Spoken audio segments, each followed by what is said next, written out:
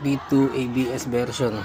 Ito, paano nga ba ako magpalit ng brake pad ng ABS na motor kahit yung NMAX V2 na ABS. Ganito ginagawa ko. Ito, bago ko pigain to, yung piston, bubuksan ko to, bubuksan ko ng konti.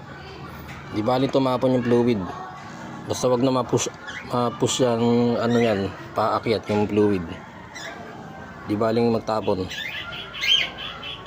para hindi mapersa yung pinaka ABS nya. Ayan. Papatapon lang tayo ng fluid dito. Pag piga nito, tatapon na yan.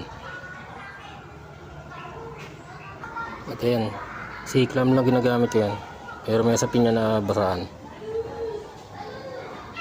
Tumapon na yung fluid. Ayan o.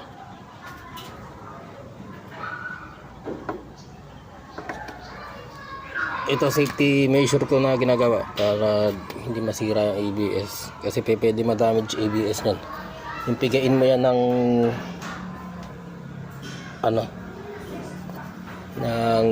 hindi ka nagpapatapon ng fluid dito, yung mga ABS type na motor. Di pala magpatapon ka na ng fluid, okay lang yan, konti lang yan tapos magdadagdag na lang ng konti kaysa paakyatin mo pa yan sa taas doon sa reservoir, sa master. Okay na yan. Ayan, lubog na yung piston.